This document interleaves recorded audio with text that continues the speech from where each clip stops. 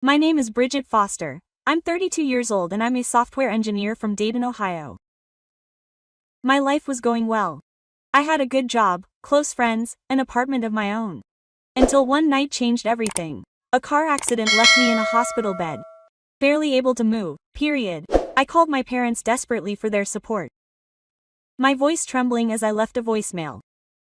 Please, I need you here. Hours passed. No one showed up, period. Then I got their text. No time for their daughter who is fighting pain in the ICU. I stayed in stunned. My heart sank like a stone, period. Then my best friend sent me a link, a live stream.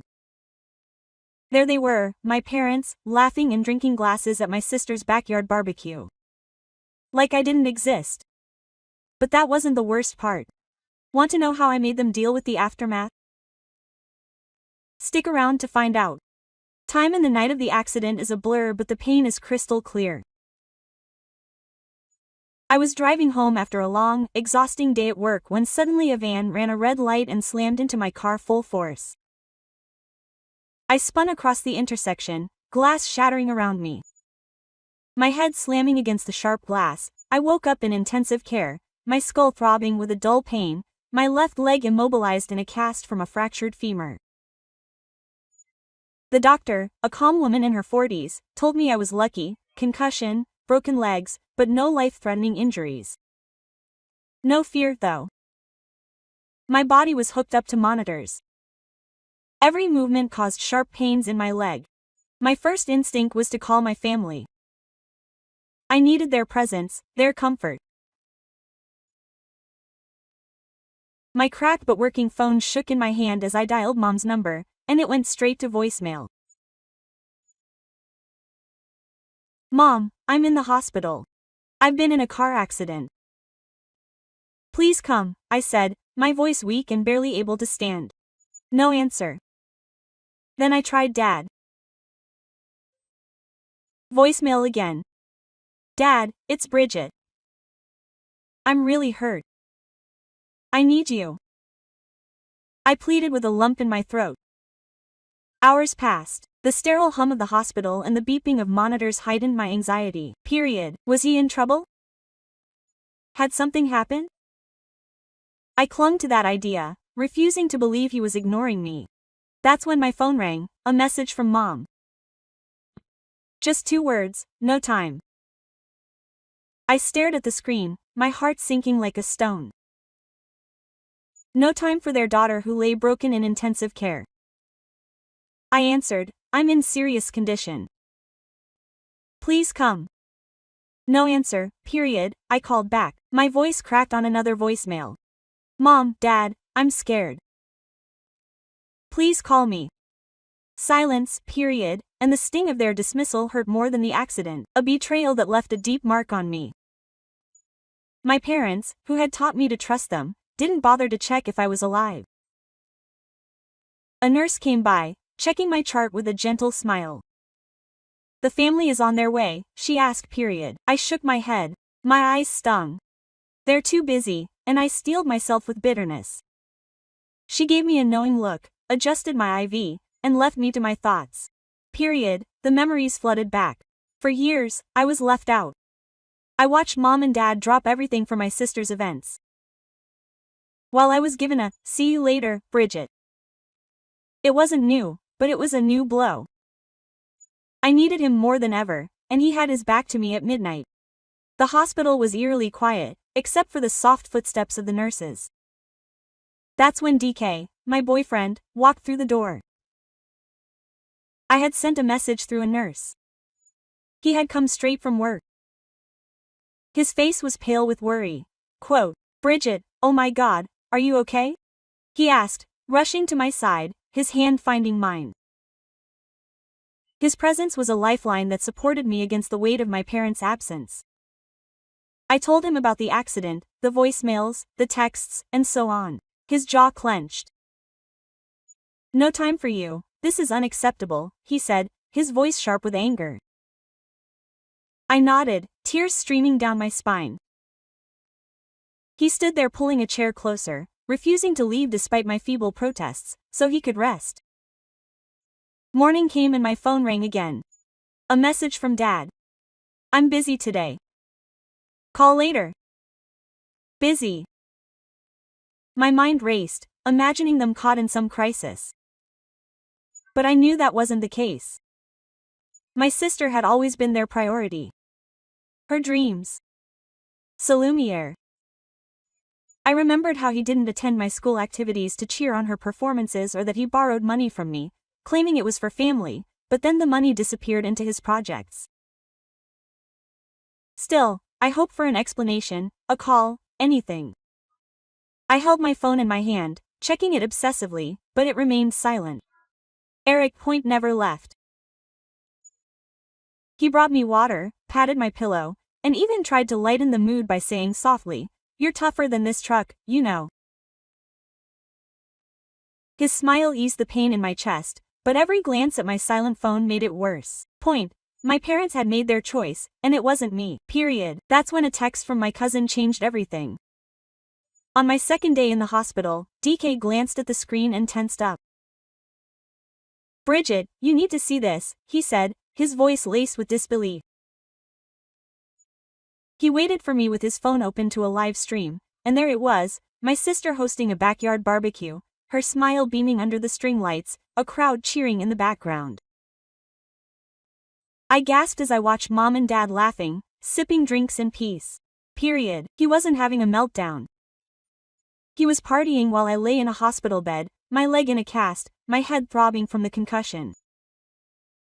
I zoomed in on the video, my hands shaking. My sister commanded the scene, her phone on a tripod capturing every moment for her social media followers. Period. She was in her element, playing the perfect influencer while Mom cheered enthusiastically and Dad flipped burgers, both beaming with pride. I felt bad. He told me there was no time, but there they were, carefree, in the spotlight. Point and the pain in my chest was no longer from the accident. It was a brutal, burning betrayal. They acted as if I were invisible and I whispered, my voice cracking.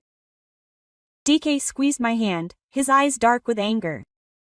"This isn't right, Bridget," he said, his tone sharp. Period. I continued to watch, unable to tear myself away, as my sister thanked her wonderful family for supporting her big event. Wonderful family? I had begged them to come to the hospital.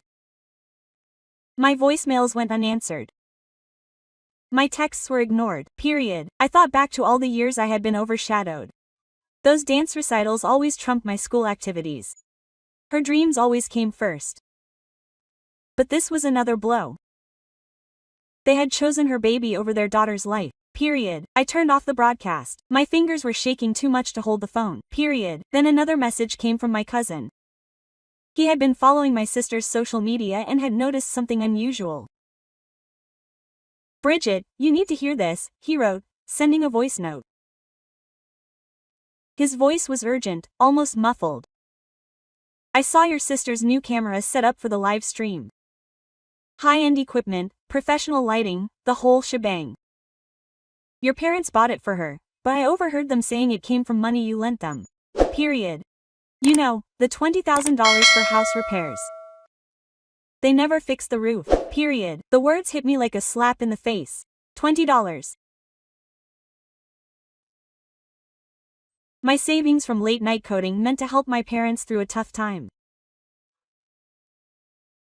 I had lied about directing them to my sister's influencer ambitions. I listened to the voice note again, my heart pounding. "They said it was for the house," I said. My voice barely a whisper. Derek leaned closer, his jaw clenched. "They used your money for her." "Without telling you?" he asked, his tone laced with indignation. I nodded, my mind racing. It had been 2 months since Mom had called, her voice shaking, saying the house needed urgent repairs. I wired the money, signed a loan agreement, trusting them to pay me back. They had never mentioned my sister. Period. Now it was time. Their vague response when I asked about the house, their quick change of subject when I mentioned repayment. Period. My cousin sent another message. "I didn't want to cause trouble, but you deserve the truth." They're all in on his social media game. I stared at the words, anger welling up inside me. Period. He hadn't just abandoned me at the hospital. He had cheated on me. He had used me for her. My sister's barbecue wasn't just a party. It was a production funded by my money. As I lay there, discarded, period, I handed DK his phone, my hands clutching the hospital blanket. They think they can get away with this, I said. My voice firm and resolute. He met my gaze slowly, his head bobbing. What are you going to do? He asked, his tone firm but encouraging. Period. Jay didn't have a plan yet, but I could feel the fire rising inside me. Their betrayal wasn't just emotional, it was also financial and calculated. A betrayal of trust. Period. Day 3 in the hospital. The door to my room opened and there they were. Mom, Dad, and my sister. I had been waiting, hoping, but seeing them now didn't make me feel any better. Period. Their faces held no warmth, no urgency, just a slight annoyance as if I had interrupted their plans. I sat up as best I could, my legs still in casts. Head aching from the concussion. Rec Point was by my side, his hand resting lightly on mine. His presence reassured me in a way. I took a deep breath. The anger of the last 2 days simmering just beneath the surface. Mom spoke first, her voice shaking. Bridget, you're awake. That's good. We've been very busy. She adjusted her purse, avoiding my gaze. Rec Point stood behind her. Arms crossed, staring at the floor. My sister lingered by the door, scrolling through her phone, barely glancing at Rec Point. I couldn't help myself. Busy, I said in a sharp voice, busy laughing at my sister's barbecue while I fought to stay alive. Mom's eyes widened but she didn't react. Dad moved with Jane. Mumbling. It wasn't like that. I continued my sterile words cutting through the air. I saw you both on his live stream drinking glasses, acting like everything was fine. I called you, I begged you to come and you didn't give me time. No time for your daughter in the ICU. My voice rose, shaking with pain. Eric Point squeezed my hand. A silent signal for me to continue. Mom's face tightened but she waved her hand dismissively. You're making a big deal out of nothing, she said. We knew you'd be okay. That's when my sister looked up from her phone, rolling her eyes. Oh come on, Bridget. It's just a little drama. You're always so dramatic, she said, her tone dripping with disdain. I froze her words like a slap in the face. A little drama. A car accident that left me with a broken leg and a concussion, Pointgus stared at. She was the sister I grew up with, always the center of attention, always apologetic. You call that a little drama? I snapped back, my voice was dangerously low. I could have died and you were all too busy celebrating your moment on social media. Period. Dad finally spoke up. His voice gruff. We had to support her. This was a big deal. Bridget, you don't understand. His bitter voice echoed across the room. Support her with what? With my money. Their faces froze. Mom's eyes flicked to Dad and my sister's phone slipped slightly in her hand. Period. I leaned forward, ignoring the pain in my leg. Yeah, I know about the $20,000. You said it was for the house, but you bought her camera equipment, lights, everything for her little influencer dream. You lied to me. Mom's voice grew defensive. We didn't lie. We just reallocated the money. She didn't need it anymore. My sister smiled without even denying it. You're doing great, Bridget, she said. You have your job as a technician. What's a few dollars to you? A few dollars? My savings from years of overtime felt like pocket change. DK's hand tightened on mine. His jaw clenched but he remained silent, letting me take the lead. He shook his head. My anger was boiling over. I trusted you, I said, looking at Mom and Dad. I gave you that money to help the family, not to fund his ego. And when I needed you, when I was lying here broken, you chose his party over me. My voice cracked, but I didn't stop. You always chose him every time. But that's unforgivable. My sister scoffed and moved closer to me. You're just jealous, she said, her eyes filling. You've always been jealous of my success. Get over it. Success. Her half-assed influencer career supported by my money. I wanted to scream, but I held back. My mind was racing. Point de Rex leaned in, whispering. You didn't accept this, Bridget. Those words brought me back to reality, and I realized something. I wasn't the one who had to explain myself. They had to. I'm tired of begging for your attention, I said. My voice was calm. Cut to the attention. You made your choice and now I'm making mine. Point Mom tried to interrupt me. Her tone softened. Bridget, let's not argue. We're here now. But it was too late. Their shy presence, their excuses, their lies, they had shown me who they were.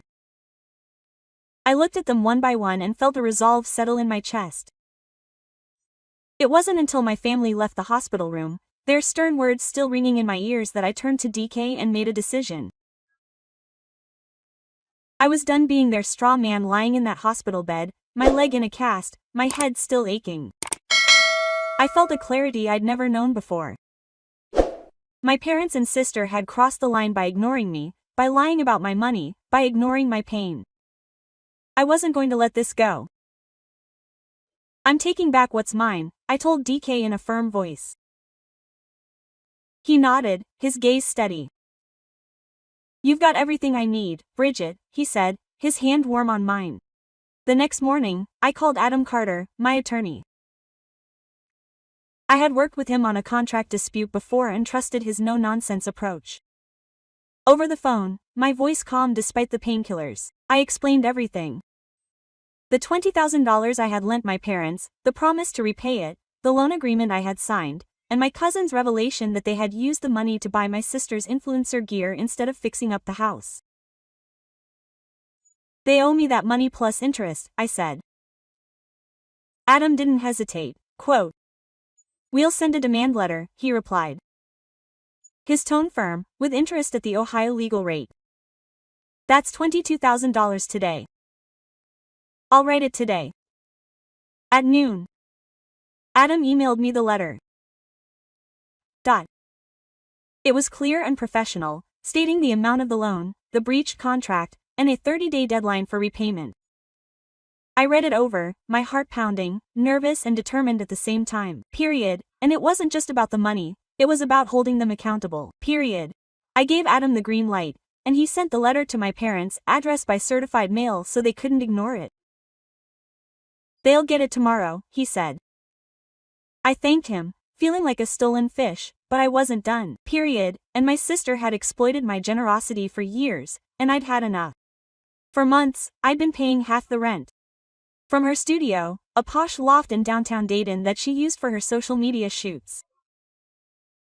She'd always framed it as a temporary favor, promising to pay me back once her channel took off. That never happened, and I was tired of funding her dreams. I opened my bank app, fingers quick, and canceled the automatic payments to her landlord. Then I texted her. I'm not paying for your studio anymore. You're on your own. I hit send. My thumb speeds up. No more freebies. D-Rex sat next to me and watched me work. Are you really doing this? He said, a hint of admiration in his voice. I looked at him. His steady presence reassured me. They made their choice, DK, I said. Now it's my turn to make mine. He smiled calmly and proud and stepped closer to me. You are stronger than they will ever believe, he said softly. Those words hit me hard, not just because of the moment, but because of everything he had done. Standing by my side, holding my hand through the pain, believing in me when my own family didn't, I felt something change between us, a warmth that went beyond gratitude. Period. I grabbed his hand. My fingers intertwined with his. I don't know what I'll do without you, I said, my voice trembling. He looked at me, his eyes soft but intense. You'll never have to find out, he replied, his thrusts tingling my knuckles. In that moment, the hospital room faded away, the beeping of monitors, the sterile walls, the pain in my leg gone with us. And I realized what that he meant to me. Period. We had been together for a year. But the last few days had brought us closer together, forging something deeper. I rested my head on his shoulder and he rested his chin on my hair. A silent promise passed between us. I didn't say it out loud, but I knew it was the beginning of something bigger. Something more real. Period. Until later that day, I called my bank to confirm the cancellation of the studio payment. The representative was polite, efficient, and within minutes it was done. I felt a surge of power as if I was finally taking back control. Period. But I also knew the storm was coming. Period. My parents and sister weren't going to take it lying down. They were going to defend themselves, make excuses, maybe even try to make me feel guilty. I didn't care. I had spent too much time bending over backwards for them only to be brushed off with a wave of the hand. This time I was on my best behavior. Period. Madam called me that evening, confirming that the demand letter had been sent. If they don't respond within 30 days, we can take it to small claims court, he said. I nodded, even though he couldn't see me. I told him, let's do whatever it takes. DK heard him and gave me a look of quiet pride. You won't back down, he said in a low but firm voice. I shook my head, quote. Not this time. Not as I lay in the hospital bed, my mind raced with what was coming next. My family's reaction was inevitable, and I had to be ready. A week after Adami sent the cease and desist letter, my phone lit up with a call from Mom. And her voice was shrill, accusatory. Brigide, how could you send us a lawyer's letter? We're your parents, she snapped. Period. I remained calm. My resolve unwavering. You borrowed $22,000 and lied about it, I said. I gave you a chance to make things right, period, and she stammered, claiming they intended to pay me back one day, but I didn't believe her. My father spoke up. Time was running out. This is ridiculous. We don't have that kind of money lying around, period. I don't have backed off. You can't ignore the court, I replied, my voice firm. They ignored the 30-day deadline. True to his word, Adam filed suit in Dayton. At the time, I was still recovering from my leg in a cast. But Derek drove me to the courthouse for the hearing 3 weeks later. He held my hand as we walked in, his presence a silent anchor. You're doing the right thing, he said, his gaze fixed. Madam presented the case file, the press release agreement, the wire transfer records, my cousin's voice note about the embezzled funds. My parents had no defense. My mother tried to spin a story about family priorities, but the judge was unmoved. Alone is alone, he said, his voice firm. He ordered them to repay the full $22,000, including interest. Within 60 days, I felt momentum as the hammer fell.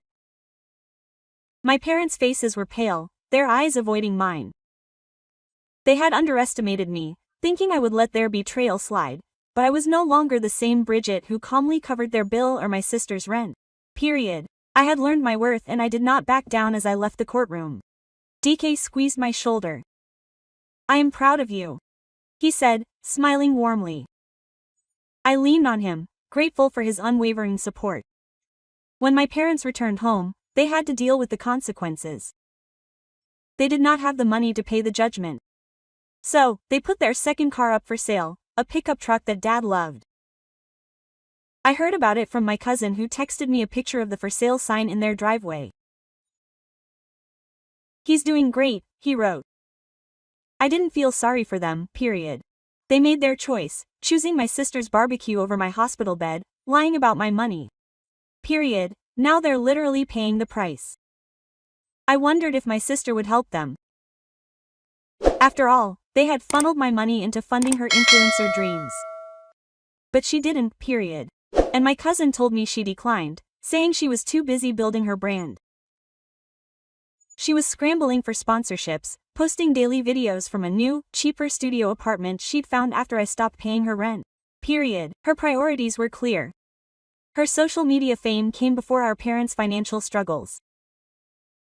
I wasn't surprised, but it stung. She'd always been the golden child, but she was abandoning them when they needed her most. Period. I called Adami to check on the status of the case. They've listed the truck, he confirmed. If he doesn't pay within 60 days, we can proceed with a wage or asset seizure. His calm and professional manner reassured me, and I thanked them, feeling a strange mix of satisfaction and sadness. I didn't want to come to this, but he left me no choice. My parents had treated me like a fool, and my sister had viewed my pain as a tragedy. Now they had to deal with the consequences of their own actions. He was with me when I heard the news about the truck. We were in my apartment, my crutches propped up against the couch. He was there every step of the way, bringing me supplies and helping me recover. They're learning the hard way, he said, in a soft but firm voice. I nodded, staring at my phone. I just wanted him to see me, I said, my voice calmer than I expected. He held out his hand to me, his fingers warm and firm. They'll see you now, he said, his eyes locking with mine. In that moment, I felt clarity not just about my family, but about us. He had been my rock, and I knew I wanted him by my side for good points the next day. My sister posted a smiling video promoting a skincare brand. No mention of our parents, no hint of chaos. I shook my head, unsurprised. She had always lived in her own world, a world where consequences didn't apply a few months after the trial. I was finally released from the hospital. My leg had healed enough that I could go without crutches, though I still moved slowly. The weight of my family's betrayal lingered, but I was ready to move forward one night. Derek took me to our favorite park in Dayton, Ohio, where we had spent countless weekends before the accident. The air was crisp. The sunset cast a warm glow on the trees, and she stopped by a bench, her hands waving, a nervous smile on her face. Bridget, he said softly. You've been through hell and you came out stronger. I want to be with you forever. Then he got down on one knee and held up a simple silver ring. My heart raced. Will you marry me? He asked. I didn't hesitate, period. I said yes with tears in my eyes as he slipped the ring onto my finger. We laughed. We kissed and held each other. The world felt lighter than it had in months, period. Drek had been my rock through the hospital. The trial, the pain, and now we were building a future together. Period. That night, we sat on the bench planning our wedding, talking about a small ceremony with close friends, maybe a local winery. I felt a joy I hadn't known in a long time, like I was finally free to be myself. Period. Back in my apartment, I made another big decision. I owned a small rental property, a duplex that I had purchased as an investment. I had waited to rent it out, but the timing was right. Period. I listed the apartment. A few days later, the Hendersons, a young couple with a toddler, contacted me. They were kind, responsible, and excited about the space. Period. We signed the lease a week later, and I felt a surge of pride as I handed them the keys. The extra income would help me pay for my wedding, and it was another step toward getting my life back. This place is perfect, Mrs. Henderson said, smiling as her daughter ran into the empty living room. I nodded, feeling a warmth in my chest. Cutting ties with my family was harder, but necessary. After the trial, my parents sent me a few reluctant texts saying they would work things out someday. My sister posted vaguely dramatic captions on social media alluding to toxic people without naming me. I didn't respond, period. I blocked their numbers and deleted their accounts. The relief was instantaneous, like shedding a heavy cloak I'd worn for too long. I no longer needed their approval, period. They'd chosen their voice by ignoring me in the hospital, lying about my money, dismissing my pain, and I'd chosen mine. I wasn't angry anymore. I was just done. I focused on planning the wedding. Derek and I spent evenings browsing online, laughing at the flavors of the cakes, debating between a band and a dig period. One night, as we sat on my couch with takeouts scattered around, he looked at me and said, "You look radiant, you know that." I smiled and leaned into him. "It's because of you," I said softly. Our relationship had deepened through the chaos, built on trust and shared strength. I knew this was what love was supposed to look like, not the conditional crumbs I'd received from my family, but something solid, something real, and I still thought about them sometimes. My cousin told me my parents were struggling after selling their truck and were now living more frugally. My sister was looking for bigger sponsors, but her following hadn't budged. I didn't rejoice. I just felt a quiet detachment. Period. Your choices have consequences, and I wasn't responsible for fixing them. My life was moving forward, and I was surrounded by people who appreciated me. Period. The Hendersons moved into the duplex and sent me a thank you note along with a photo of their daughter playing in the yard. It made me smile, remembering the new connections I was making. Period. Work was going well too. I returned to my job as a software engineer and took on new projects with a confidence I had never felt before. The accident, the betrayal, the trial, all of it had shaped me, but it didn't define me. I was stronger now, grounded in my own worth. As DK and I finalized our wedding plans, I felt a sense of peace. The venue was booked, my dress was picked out, and our friends were excited. Period. I was ready for this new chapter. A chapter where I was the one in charge. Period. A few weeks after DK and I got engaged, I received an email from her forwarded by my cousin since I had blocked her number. It was a carefully worded message, laced with fake sincerity. Period. She talked about family unity and said that she, her mother, and her father wanted to attend my wedding to support me. She even mentioned the lawsuit, saying they had learned their lessons and were ready to move forward. I read it at my kitchen table in Dayton, OR. He sat across from me, his brow furrowed as he scanned the words over my shoulder. He began by saying, his voice thick with disbelief. I put the laptop down, my hands steady. "They don't understand, I said. They didn't care about me when I was in the hospital, when they lied about my money. They have no right in my life now." Derek nodded, his hand finding mine. "You don't owe them anything," he said, his tone firm but warm. I drafted a brief reply. "You made your choice when you left my bed, hospital for a barbecue. I'm done. Don't contact me again." I pressed on send, feeling a sense of purpose settle inside me. I forwarded the email to my parents with the same message attached. It was over. I was free. Cutting ties with them wasn't easy, but it felt right. For years, I had bent over backwards giving them my time, my money, my heart, only to be pushed aside in favor of my sister's spotlight. Not the accident, their betrayal, the lawsuit. All of this showed me their true colors. I didn't hate them. I simply refused to let their toxicity define me. My life was now my own. I was building it on my own terms, surrounded by people who saw my worth. Not Eric, my fiancé, was at the center of it, planning our wedding with me, dreaming of a future we would create together. The preparations for our wedding in Bon Point. We had booked a small vineyard outside of Dayton, chosen a simple menu, and invited a tight-knit group of supportive friends. In every situation, every decision. Choosing wildflower centerpieces, finalizing the song list felt like a celebration of who I had become. I was no longer the neglected daughter. I was Bridget Foster, a woman who had fought for herself and won, period. I realized that the biggest lesson wasn't about getting revenge or winning a lawsuit. It was about putting myself first. My parents and sister had treated me like a slob, expecting me to absorb their neglect without complaint. But I learned that family isn't about blind loyalty, it's about mutual respect. If someone, even a family member, disrespects you, lies to you, or ignores your pain, you have every right to walk away. Period. That's what I did, and it was the best decision I've ever made. Period. Today, my life is full of love, purpose, and people who lift me up, not tear me down.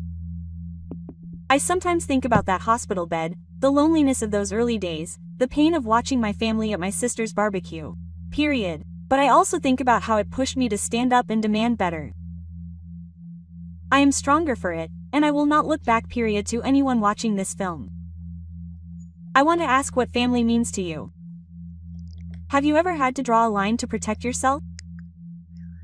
Leave a comment below and share your story.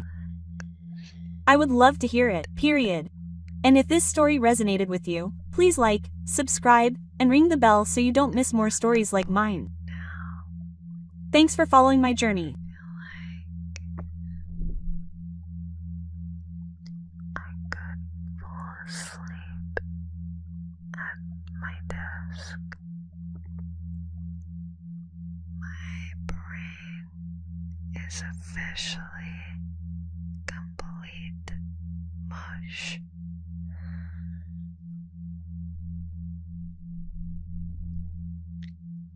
Is your brain complete mush?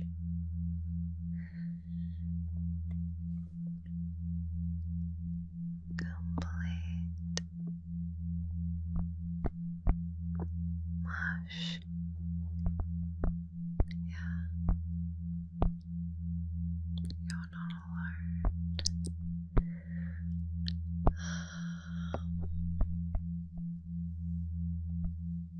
I'm so sleepy.